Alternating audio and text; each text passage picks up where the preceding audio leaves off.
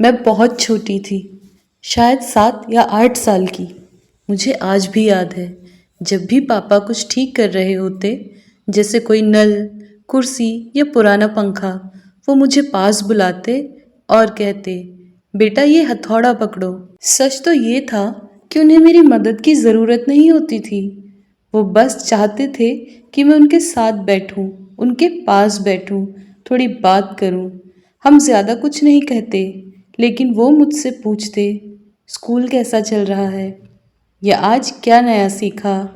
वो मेरी हर छोटी बात में दिलचस्पी लेते थे। मेरे पापा बहुत सीधे सादे इंसान थे। उन्होंने कभी शराब नहीं पी, कभी दोस्तों के साथ देर रात बाहर नहीं गए। वो फैक्ट्री में काम करके आते और हर दिन थक कर घर लौटते, लेकिन फिर भी घर के छोटे मोटे काम करना, मम्मी की मदद करना या हमारे साथ बैठना, यही उनकी दिनचर्या थी। हफ्ते के आखिरी दिन यानी रविवार को वो हमें लेकर पार्क जाते या कभी मोहल्ले की सैर पर। उनके लिए परिवार ही सब कुछ था। समय बीतता गया, मैं बड़ी हुई, पढ़ाई के लिए दूसरे शहर चली गई। अब मेरी जिंदगी बदल गई थी। क्लासेस, असाइनमेंट्स, नए दोस्त, नई जिम्मेदारियां।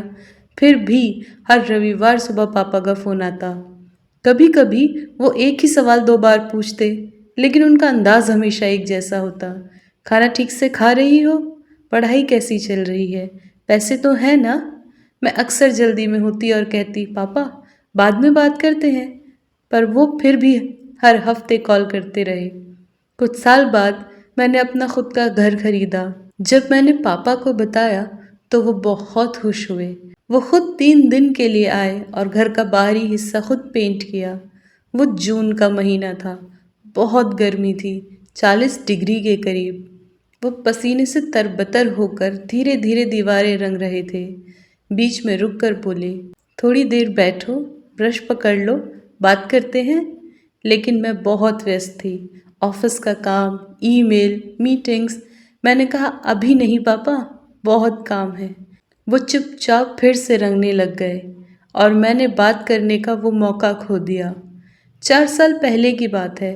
पापा एक बार फिर आए, इस बार अपनी नातिन माया से मिलने। माया अब 3 साल की थी। पापा ने उसके लिए झूले का सेट लाकर घर के पीछे वाले हिस्से में खुद से जोड़ा। कई घंटे उन्हें लगे।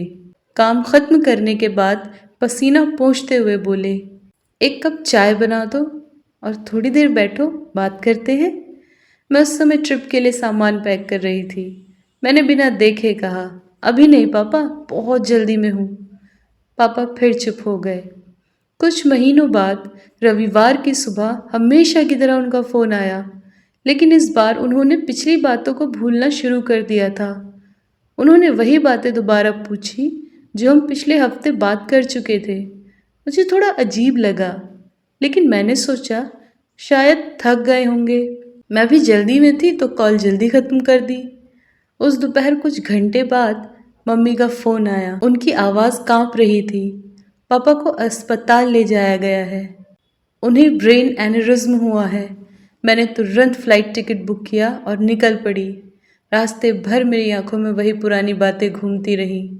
मैं सोचती रही, जब उन्होंने मुझे बैठकर बात करने को कहा, जब उन्होंने साथ चाय पीने को कहा और मैंने हर बार मना कर दिया।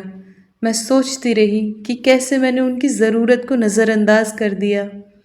जब मैं अस्पताल पहुंची, तब तक बहुत देर हो चुकी थी। पापा इस दुनिया से जा चुके थे। अब वो थे जिनके पास समय नहीं था। उनके जाने के बाद जब मैं मम्मी के साथ उनकी चीज़ें समेट रही थी, तब मुझे उनके पुराने डायरी के पन्ने मिले। उन्होंने कुछ अधूरी कविताएं लिखी थी, कुछ ख्वाबों के बारे में लिखा था जो शायद वो मुझसे कभी कहना चाहते थे। मैंने उनकी तस्वीर देखी, मेरे बचपन की, मेरे कॉलेज की, ग्रेजुएशन की और माया के साथ ली गई वो सारी तस्वीरें जो उन्होंने अपने बटुए में समेट रखी थी। तभी मुझे एहसास हुआ मैं अपने पापा को कितना कम जानती थी। मैंने कभी नहीं पूछा कि वो क्या सोचते हैं, क्या महसूस करते हैं, क्या सपने देखते हैं।